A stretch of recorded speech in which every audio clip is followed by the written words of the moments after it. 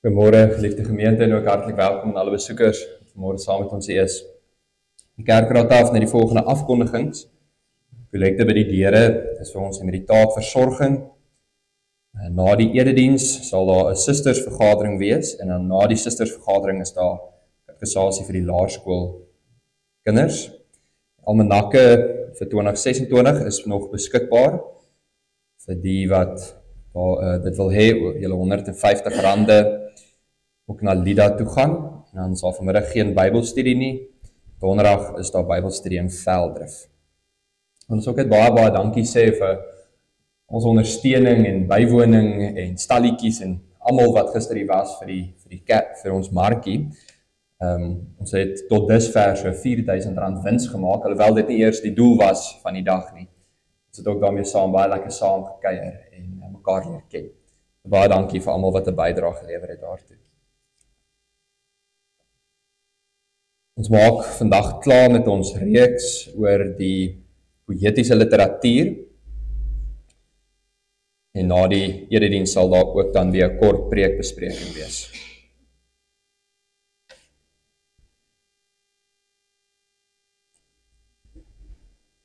Uit hom en deur hom en tot hom is alle dinge. Aan hom behoort die heerlikheid tot in alle ewigheid. Geliefdes, aan die vir wie God die Vader geroep het, wat hy lief het en deur Jesus Christus bewaar, mag barmhartigheid, vrede en liefde in oorvloed aan julle geskenk word. Amen. Kom ons staan dan, sing ons 'n loflied tot eer van die Here, Psalm 9. Meer as net 'n loflied, sing ons ook saam met die fokus op ons prediking vandag, vers 7. Die hart van hul wat u bely, sal in u naam standvastig bly. Die wat u soek in stil vertroue, is by u veilig en behoue. Die eerste reël, die hart van hul wat u bely, ook met die oog op ons belydenislied in 1 Timoteus hoofstuk 3. Kom ons staan dan, sing ons saam vers 1, vers 5, vers 6, 7 en 10.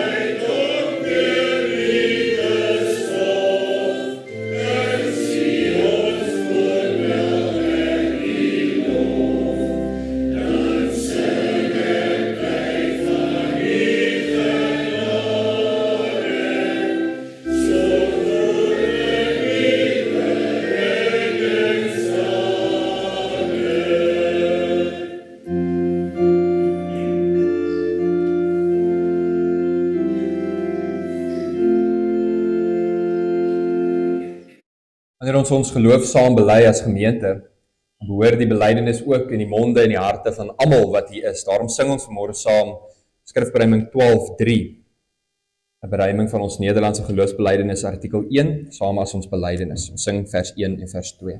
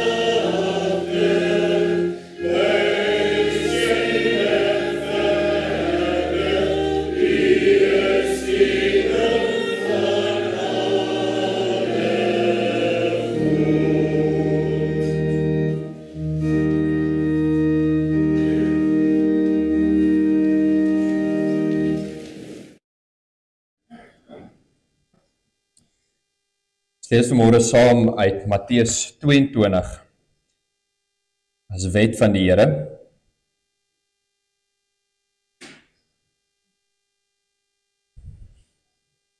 Matteus 22 vanaf vers 34. Toe die Fariseërs hoor dat Jesus die Sadduseërs die mond gesnoer het hulle bymekaar gekom en een van hulle, 'n wetgeleerde, het hom met 'n vraag probeer vastrek. Meneer, vra hy, wat is die grootste gebod in die wet? Jesus antwoord hom, jy moet die Here jou God lief hê met jou hele hart, met jou hele siel, met jou hele verstand. Dit is die grootste en die eerste gebod. En die tweede, wat hiermee gelyk staan is, met jou naaste lief hê soos jouself. En hierdie twee gebooie is die hele wet en die profete saamgevat. Terwyl ons so bly sit, ons sing saam Psalm 119, ons sing saam vers 1.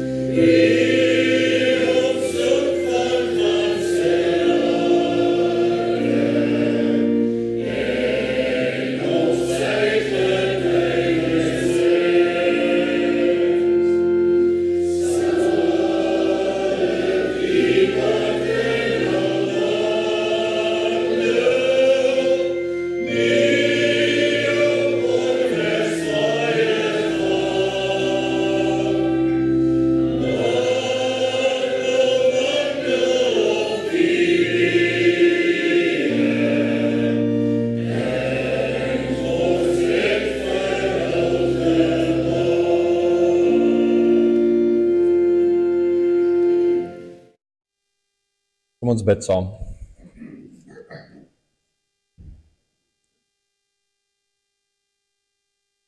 Ons Vader wat in die hemel is,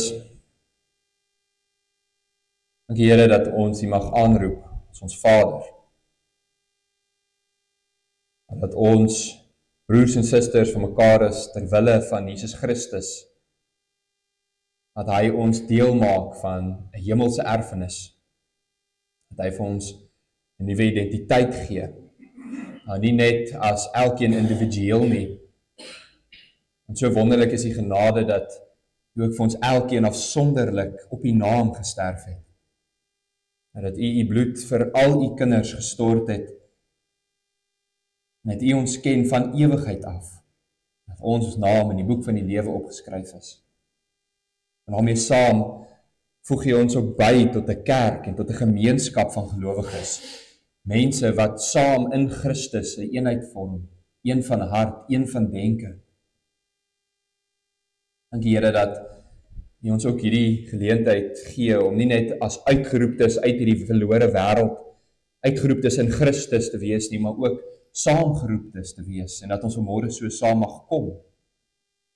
Ons weet dat U waarlik teenwoordig is hier, waar ons ontmoet. En daarom bid ons, troue Vader, dat U in U genade ook by ons sal wees, deur U woord met ons praat, ons help om te hoor en te luister, ons help om aandag te skenk, maar ook dat dit sal deurdring na die diepste dele van ons wese, dat ons harte geraak sal wees daardeur, en dat ons gedrag moet verander, dat ons verandering sal bring, waar ons denke moet verander, dat U ook daar die verandering sal bring, waar ons weer gelet word op ons leer en ons lewe, dat ons sal agslaan op U woord. Dankie Here dat ons altyd op U mag staat maak, dat U geloofwaardig is in 'n wêreld vol leuns, in 'n wêreld van afvalligheid, in 'n wêreld van dwaal, dat U woord die waarheid is, en dat ons altyd aan die beloftes kan vashou. Dat dit vir ons 'n vaste fondament gee, en dat ons as kerk ook juist daarop gebou is, op die fondamente van die apostels en die profete met Christus self as ons hoeksteen. Ons bid Here, dat oral waar U woord vanmôre verkondig word, hier in hierdie gemeente, ook reg oor die land, en al die kerke, dat daar waar mense bymekaar kom, dat dit sal geskied, vertroue op U, en dat hulle sal spreek, so sê die Here, Here, en dat dit nie die woorde van mense sal wees nie. Ons bid Here, gewe al ons sondes, maar daar soveel keer is waar ons nie liefde tot ons naaste, bo al ook liefde tot U bewys nie. Waar ons baie keer selfliefde en liewer is vir ons eie begeertes en ons belange, en dit hoër stel as die van ons naaste en die van ons God. Gewe ons tog, en help ons om nougeset te wandel ons U woord, en die weg wat U in die woord vir ons gebaan het. Ons bid Here, help ons om ook so deur U Gees te groei in ons heiligmaking, dat ons U woord bestudeer, tyd in gebed met U praat, dat ons 'n voorbidding doen vir al ons geliefdes, vir die wat swaar kry, vir die wat eensaam is. En ons wil ook vanmôre hulle aan U opdra, dat U tog U hand van genade en seën vir die in ons gemeente wat swaar kry sal hou. Lei ons dan ook so in die res van hierdie dag en in die res van ons ontmoeting vanmôre met U. Mag wat ons sê en wat ons doen, U welgevallig wees, Here ons rots, ons verlosser. Amen. Geliefdes, voordat ons uit die woord van die Here lees, kom ons staan dan, sing ons saam Skrifberuiming 14:3. Is die beruiming van Efesiërs 6 oor die wapenrusting van God. Ons sing saam alleenlik vers 3. Staan altyd onbeweeglik vas, omgord met waarheid, onbevrees, geregtigheid as borsharnas, en laat die woorddiens julle skoene wees. En veral die heel laaste versreël, neem die woordswaard van die Gees. Kom ons staan, dan sing ons saam Skrifberuiming 14:3, ons sing net vers 3.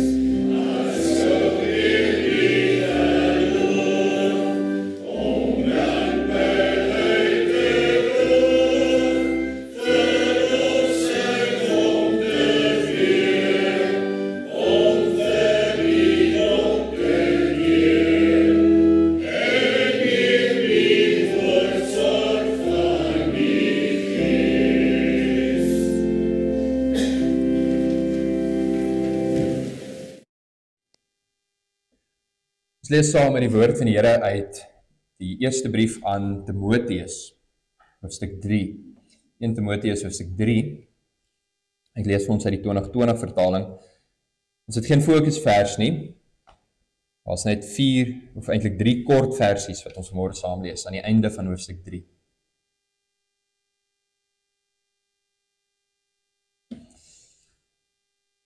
Hierdie dinge skryf ek vir jou in die hoop om binnekort na jou toe te kom. As ek vertraag word, moet jy weet hoe jy jou moet gedra in die huishouding van God. Dit is die kerk van die lewende God, 'n pilaar en 'n fundament van die waarheid. Die geheimenis van die ware godsvreesendheid is sonder twyfel groot. Hy is geopenbaar in 'n menslike liggaam, regverdig bewys deur die Gees, gesien deur die engele, verkondig onder die nasies, geglo in die wêreld, opgeneem in heerlikheid.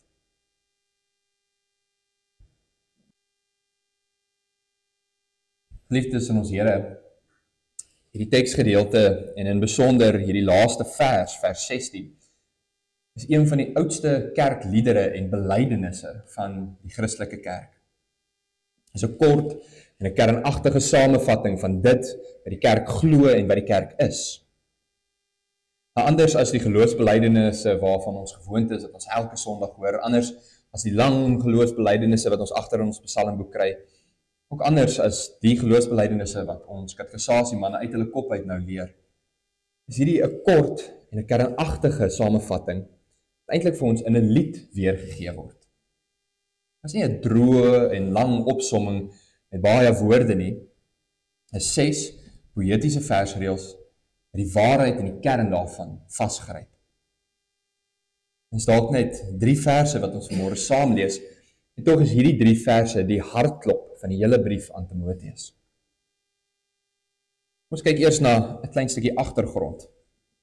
In die Nuwe Testament kry ons 13 briewe wat deur Paulus geskryf is.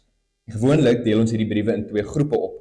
Eerstens briewe aan die gemeente, waarvan daar 9 is, en aan die ander hand persoonlike briewe wat hy aan sekere mense of individue skryf. En dan moet ons hierdie laaste groep in die regte konteks verstaan. Die 9 briewe aan die gemeentes het Paulus geskryf en aan hulle gestuur. Wanneer die gemeentes dan die brief ontvang het, moes die gemeente bymekaar kom en dan 'n ouderling of iemand vir hulle die brief voorgelees. Baie duidelik dat die inhoud daarvan praat oor die hele gemeente en vir almal bedoel is. En dan is daar 4 briewe wat Paulus in spesifieke individue skryf. 2 vir Timoteus, 1 vir Titus en dan 1 vir Filemon. Maar nou moet ons versigtig wees om te dink dat net omdat Paulus hulle persoonlik rig aan 'n individu, dat dit net vir hulle oë bedoel was. Die briewe aan Titus en aan Timoteus is eintlik so 'n bietjie anders. Ons noem hulle die herderlike briewe, of dalk pastorale briewe, want dit handel oor sake van God se kudde. Dit is geskryf vir die herder van daardie kudde. En die apostels en hulle medewerkers het 'n baie belangrike taak gehad. En Timoteus was een so medewerker van die apostels. Paulus noem homself sy geestelike kind in die geloof. Die apostels en hulle medewerkers moet seker maak dat oral waar hulle preek en daar 'n gemeente gestig word, dat daardie gemeente nie net die ware leer ontvang nie, maar ook die regte lewenswyse het. Nou in leer en in lewe moes dit volgens God se wil, volgens God se woord wees. En in Handelinge sien ons dan hoe Paulus en Timoteus oral rondgaan in die wêreld van daardie tyd. En ongeag van die omstandighede, ongeag van die mense, verkondig hulle dit en hulle bevestig die leer en die lewe in die gemeentes. Baie keer het daardie omstandighede hulle ook verhinder om vir lang tye by die gemeentes te bly. Verdrukking, vervolging, dat hulle moes vlug. Met een van hulle besoeke aan die kerk in Efese, by wie Timoteus ook was, vra Paulus dan vir Timoteus juis om agter te bly. Hy wat Paulus is, moet verder gaan na Macedonië toe, maar Timoteus moet agterbly en as herder en amper as prediker van die gemeente. In Paulus' afwesigheid moet hy die sake oorneem.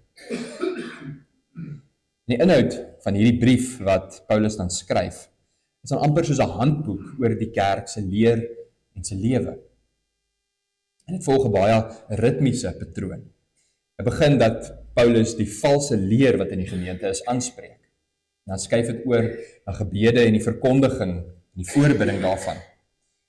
En heel laaste fokus dit dan op die dienste en die samewerking van mans en vrouens in die gemeente, ons diensbaarheid in die gemeente.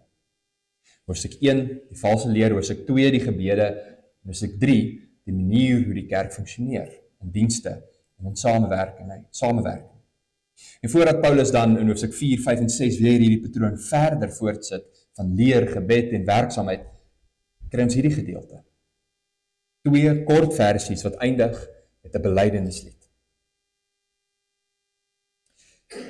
In die eerste plek sê Paulus in vers 15 dan, hoekom hy sy brief skryf. Hy sê Timoteus was nog 'n jong man, en ons kry die indruk uit die brief dat hy baie skugter en eintlik teruggetrokke was. En daarmee saam kan ons sien dat daar sommige mense in die gemeente op hom neergekyk het omdat hy jonk was. Paulus het aanvanklik gehoop om vinnig na hom toe terug te kom, maar in die geval dat hy verhinder word, skryf hy aan hom dan hierdie handboek, hierdie brief, sodat Timoteus nie net self kan weet hoe om dinge te reël nie, maar dat dit ook bedoel is vir die hele gemeente. Dis dalk aan Timoteus gerig, maar dit moes gelees word vir die gemeente.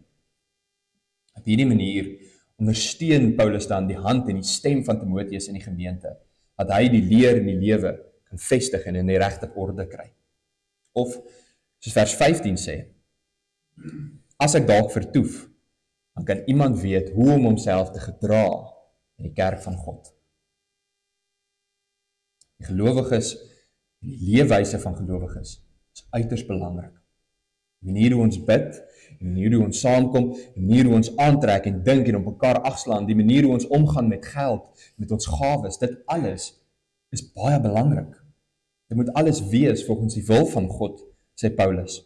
Ons kan nie net maak soos ons wil nie, want ons is God se kerk. En ons het 'n bepaalde identiteit wat hy aan ons gee. En beskryf Paulus hierdie identiteit met 3 beelde in vers 15.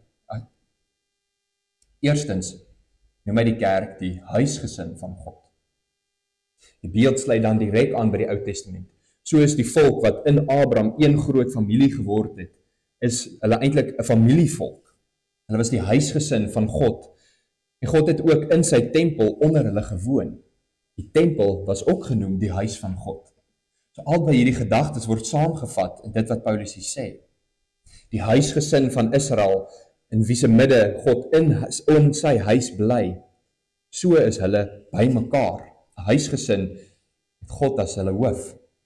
En daarom moet hulle ook heilig lewe. Die manier hoe hulle dink en aantrek en eet en aanbid, alles word gereël deur God. Die kerk is soortgelyk. Al was ons almal vroeër vreemdelinge van mekaar, al sou ons paie nooit gekruis het as dit nie was vir ons geloof in Christus nie, is ons nou een groot kerkfamilie. God se gees woon in ons en hy maak ons broers en susters van mekaar.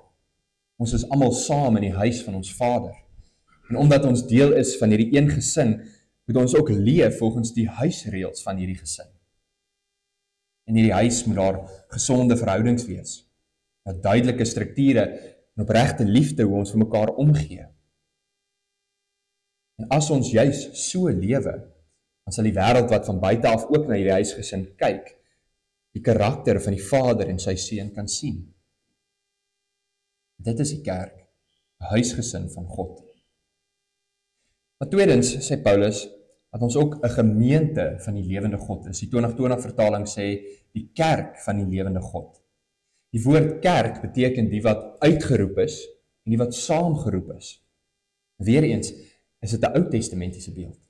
God roep vir Abraham uit sy familie uit. Hy roep vir Israel uit Egipte uit. Hy het in 'n lewende verbondsverhouding met hulle gestaan. Teenoor die dooie afgode van die ander lande is hy die lewende God. En hulle was sy eiendom. Hy het hulle nie net uitgeroep nie, maar hy maak hulle ook by mekaar in die woestyn, by mekaar in die land. En dan leef hy in hulle midde. En omdat hy in hulle midde leef, moet hulle ook heilig lewe, volgens sy wet en ingerig volgens die bepalings wat hy gee.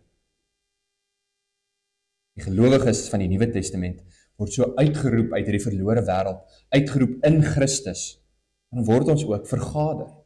Vergader nie net op een plek in Israel nie, maar oral in die wêreld waar gelowiges saamkom, en dan ontmoet God ook hier met ons. Geliefdes, ons eredienste is nie net 'n samekoms van eensdenkende mense nie. Wanneer ons vergader, sing, bely, wanneer ons nou hier die woord van die Here hoor, dan is ons in sy teenwoordigheid. Hy self is hier teenwoordig. En in die derde plek sê Paulus dat die kerk 'n pilaar en fundament van die waarheid is. Nou hierdie beeld van 'n struktuur van 'n groot gebou gebruik Paulus herhaaldelik as hy skryf aan Efese. In die brief Efesiërs wat hy ook skryf vir hierdie gemeente, sê hy dat die kerk gebou is op die fundament van die apostels en die profete waarvan Christus self die hoeksteen is. Met ander woorde, alles wat gelowiges doen, alles wat ons is, alles wat ons glo, is gebou op dit wat God in die Ou en die Nuwe Testament vir ons leer. En Christus self is die hoeksteen wat rigting gee aan alles wat ons doen. Sonder die apostels en die profete, sonder Christus stort ons in mekaar. En Paulus gebruik dan daardie selfde beeld wanneer hy skryf aan Timoteus. En hy sê dat ons ook 'n pilaar en 'n fundament is van die waarheid. Vir die gelowiges in Efese is dit baie sterk beeld. Want in hulle stad was daar een van die grootste afgodstempels van daardie tyd. Die tempel van die afgod Diana of Artemis. Het het ongeveer 100 pilare gehad, 18 meter hoog elke ene. Het het een van die grootste fundamente gehad wat uit marmer gemaak was. En dan bo op hierdie fundament, bo op hierdie pilare het een van die grootste dakke gestaan met pragtige kunswerk wat uit marmer gemaak was wat hulle goud poleer het. En as die son daarop skyn, word al die aandag van die fundament en die pilare afgetrek en almal sien hierdie dak. En so is die fundamente hierdie gebou gestabiliseer het. So moet die waarheid van God stabiel gehou word deur die kerk. En so is hierdie pilare die dak hoog laat rys het, so moet die kerk van God die waarheid hoog lig.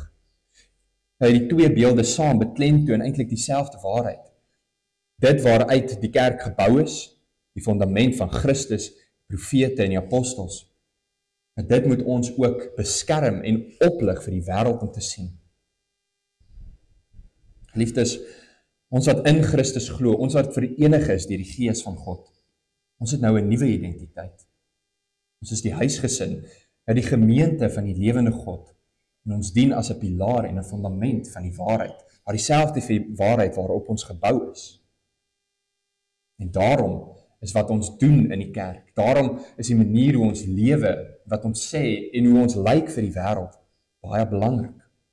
Dit moet alles wees volgens God se woord.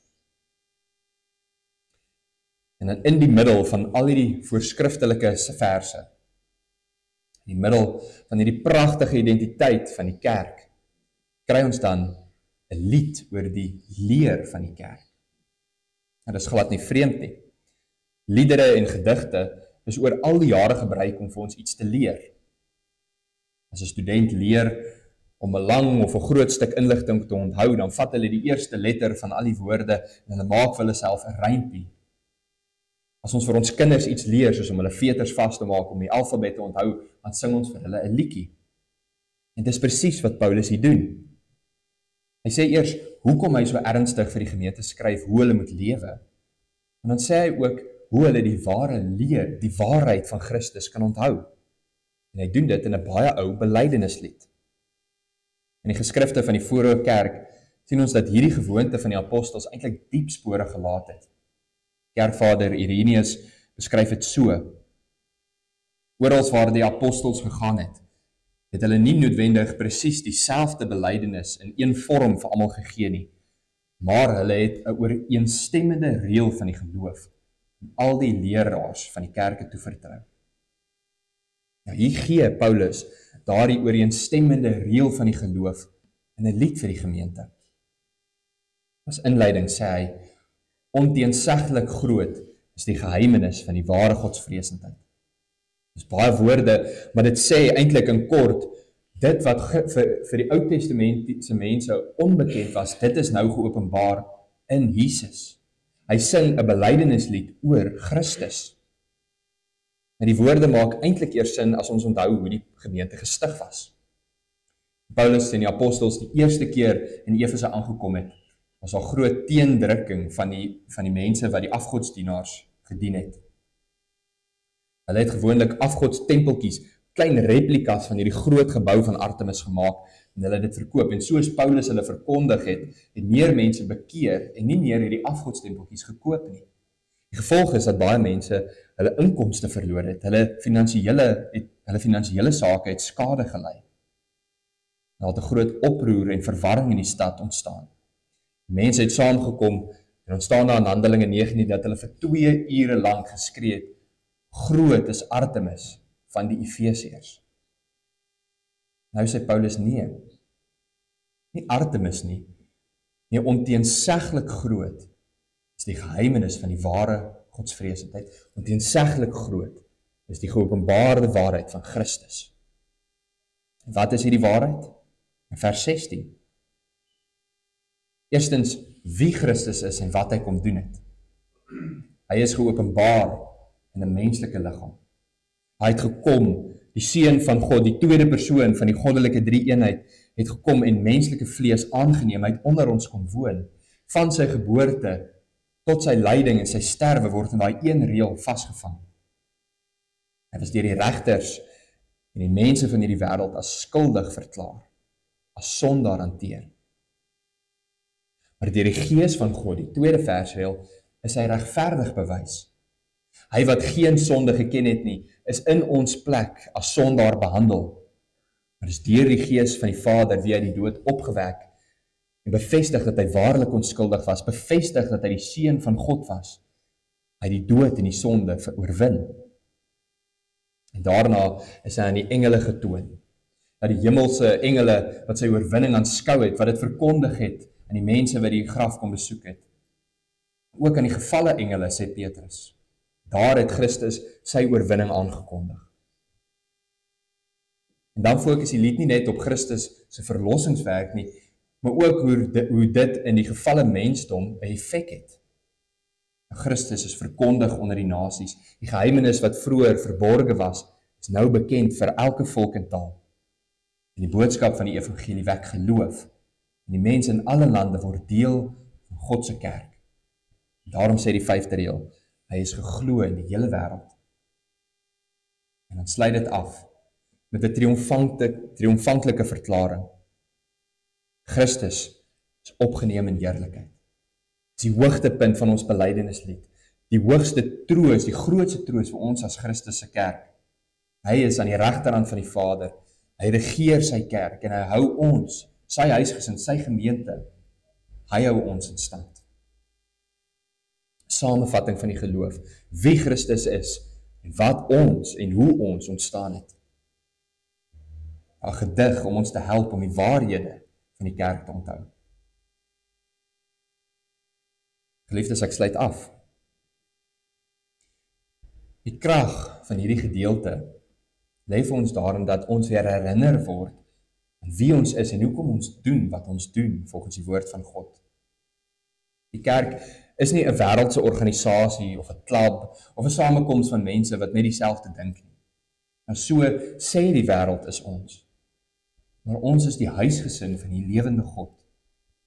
In 'n wêreld wat onseker is oor en op soek is na waarheid, staan ons gegrondves in die waarheid.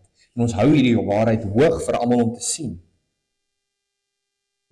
Ons het die identiteit wat gebou is op die waarheid en wat dit beskerm. En daarom moet ons in ons hele lewenswandel hierdie waarheid beliggaam. Ons moet deur ons optrede wys dat God werklik hier in ons midde woon. En as pilaar en fundament van hierdie waarheid het ons die roeping om die evangelie van Christus nie net met die mond te verkondig nie, maar ook met ons lewe te vertoon. En wanneer ons dit verkondig by ons werk waar ons leef, moet ons dit verdedig, moet ons dit ken, moet ons dit bely en dit sing. Maar dit is die krag van 1 Timoteus 3. Amen. Kom ons bid saam.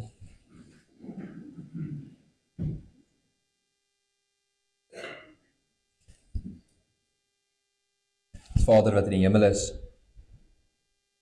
dankie dat ons mag weet Dat U wat in ontoeganklike heerlikheid woon, deur Christus na ons toe gekom het. Ook daardie uitskynsel van U heerlikheid in ons midde kom toon het. Want in Christus straal die volle heerlikheid van die wese van God. En in ons harte kom maak U Gees sy woning, dat ons die tempel van God is, 'n huisgesin, die gemeente van die lewende God. Dankie Here, dat ons weet dat U aan ons betekenis en identiteit gee, dat U aan ons die reël van geloof gee, nie net waar volgens ons glo nie, maar waar volgens ook ons hele lewe inrig.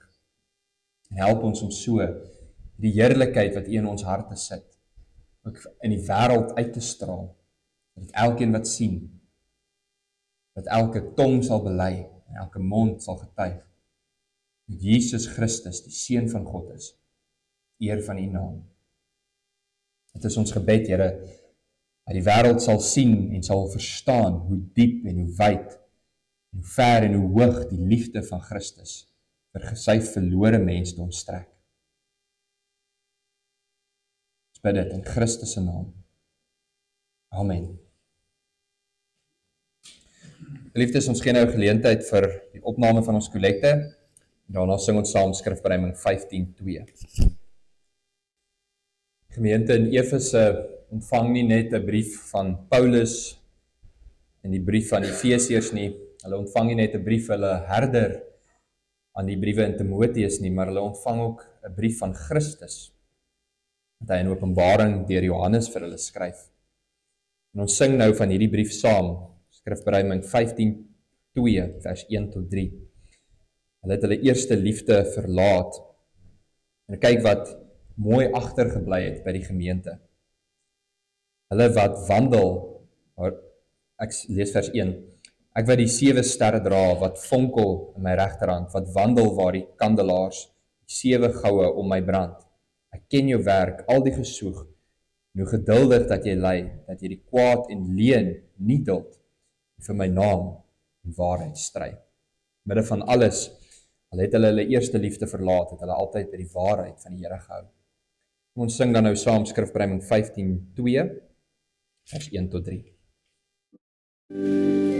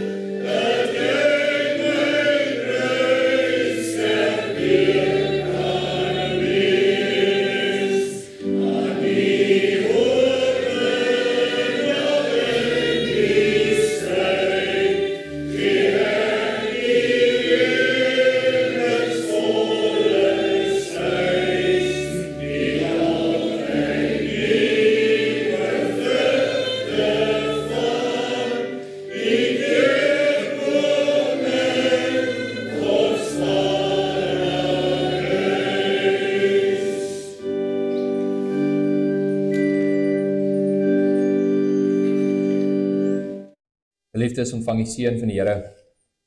Die Here sal jou seën en jou behoed. Die Here sal sy aangesig oor jou laat skyn en jou genadig wees. Die Here sal sy aangesig oor jou verhef en jou sy vrede gee. Amen.